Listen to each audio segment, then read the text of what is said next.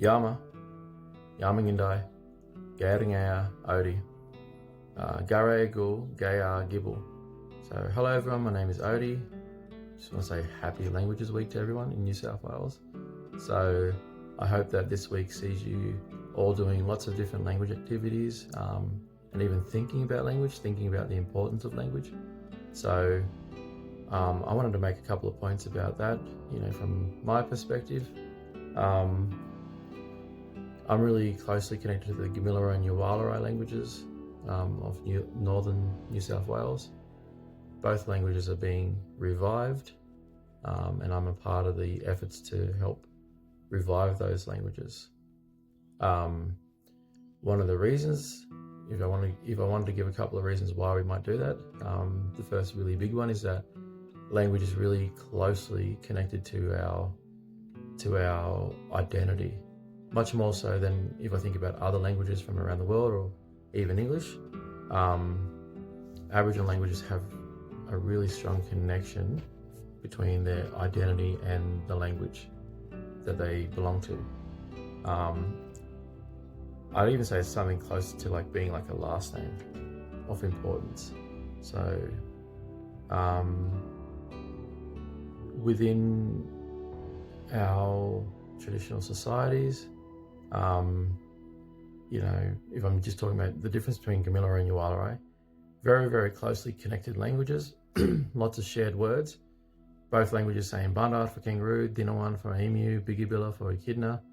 Having a couple of different words, being like Gamilaroi saying gully for water and Yuwalarai saying gungan for water. But the big difference that is pointed out in the names of the language is the Gomil from Gamilaroi being the word for no. Gomil is no and Arai is having, and Yuwal being no in Yuwalarai and Arai being having. So on this side of the Barwon River, in traditional times and including now, people say Gomil for no, and when we cross the Barwon River over into Yuwalarai country up to Lightning Ridge and Gaduga and Kumbora, that the mob would say Yuwal or Wal for no. So traditionally we weren't carrying around flags or wearing uniforms. The thing that separated people out was their language. We're all part of different language groups.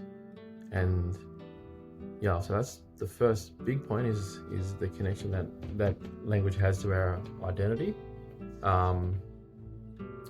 Another thing that makes it really important is that, and that's for Aboriginal people, that first bit. But then the second bit is it applies to everyone. Like we're all living on the traditional lands of the language group of our area. For me now, here living in Tamworth, that's Gamilaroi, language that I'm connected to. So I feel really privileged to be over here living and teaching language. And I'd hope that everyone else would feel the same as well. Like if you're listening to this from Tamworth, say, you're living on Gamilaroi country, and I think it's really important to learn the language that is connected to our place. So we're living here.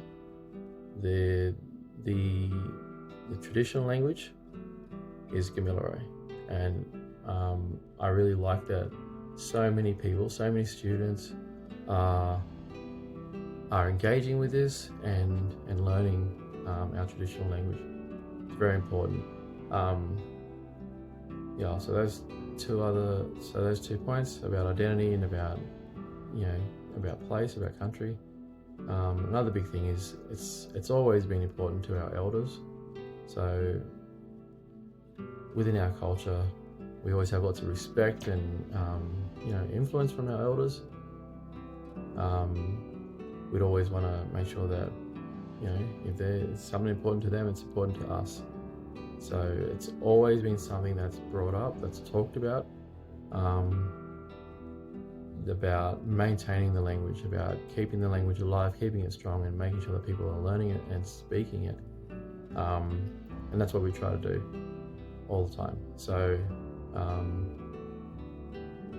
Yeah, there's a group of educators that I'm a part of called Maran Gear.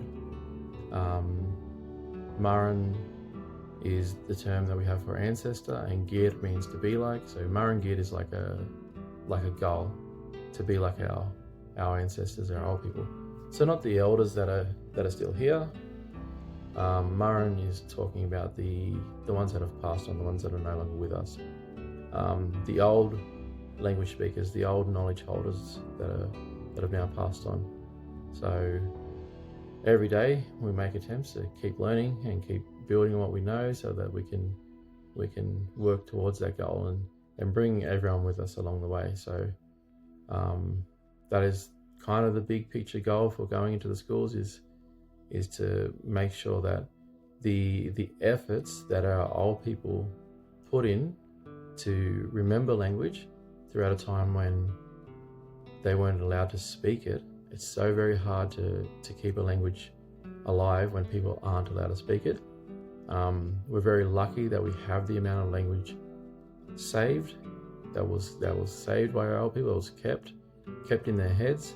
It was written down in some cases and recorded in audio in some cases, but we're lucky for all of that. And I just want to say Maraba to everyone. Maraba means thank you. So for everyone listening, especially students in a school, Maraba, thank you, because the language doesn't survive by someone sitting at home and having it in their head. Our languages will only survive by you guys listening, sitting down, taking this in, and then hopefully one day sharing it as well. So Maraba, big thank you to you guys. It's very important, everything that you're doing, not just what the adults are doing, the teachers and the people working language. The people sitting down on the classroom floor and listening to language are just as important. And I just want to make sure that everyone knows that you guys are helping Aboriginal students and non-Aboriginal students. You guys are all helping to make sure that this language is so very important. These languages don't fade away, that they're strong. So I've said it a couple times, I'll say again, Maraba, thank you. And I'll say yellow. So yellow.